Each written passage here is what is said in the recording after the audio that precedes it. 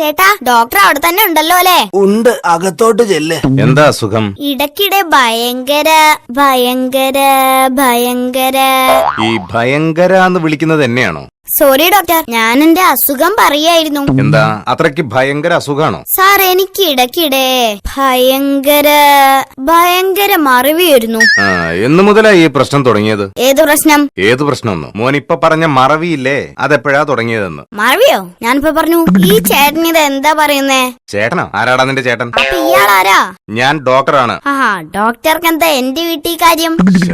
മോനെ, ഇതെന്റെ വീടാണ്. മോൻ ചികിത്സക്ക് ഇവിടെ വന്നതാണ്. അതിനെനിക്കെന്താ അസുഖം? മറവി. ഹലോ, മാന്യന്മാരെ അപമാനിക്കരുത് കേട്ടോ. എനിക്ക് മറവിയല്ല, പനിയാ. പനിയോ? ശരി, ഞാനൊന്ന് നോക്കട്ടെ. പനി കാണാൻ പറ്റുമോ ഡോക്ടർ? ഡോക്ടർമാർക്ക് കാണാം. അനങ്ങാതെ ഇരുന്നോണം. ഞാനിപ്പോ വരാം. അതെവിടെ പോയി? എന്ത്? എടാ, നിന്റെ നാവിനടിയിൽ ഞാനൊരു സാധനം വെച്ചില്ലേ? ഓ, അതോ? ഉള്ളത് പറയാലോ ഡോക്ടർ. ഡോക്ടർ ആളൊരു കേമൻ തന്നെ. ഡോക്ടർ തന്ന വലിയ ഗുളിക കഴിച്ചപ്പോഴേ എന്റെ ചുമയും തലവേദനയും പമ്പ കടന്നു.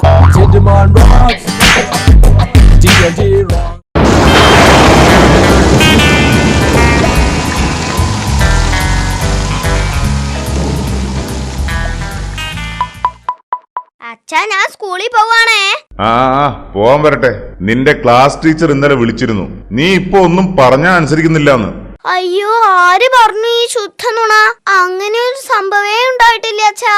നീ ഇന്നലെ എന്തോ കുരുത്തക്കേട് കളിച്ചതിന് ടീച്ചർ തല്ലാൻ കൈനീട്ടാൻ പറഞ്ഞിട്ട് നീ കൈനീട്ടാൻ പറ്റില്ലെന്ന് പറഞ്ഞോ? അയ്യോ അച്ഛാ, അത് ഞാൻ അച്ഛൻ പറഞ്ഞത് അനുസരിച്ചതാ. എന്ത്? ഞാൻ പറഞ്ഞോ ടീച്ചറോട് തർക്കുത്തരം പറയണമെന്ന്? അച്ഛനല്ലേ പറഞ്ഞത് എന്തൊക്കെ സംഭവിച്ചാലും ആരുടെ മുമ്പിലും കൈ നീട്ടാൻ പാടില്ലെന്ന്. അതുകൊണ്ടല്ലേ ഞാൻ ടീച്ചറുടെ മുമ്പിൽ കൈ നീട്ടാതിരുന്നത്.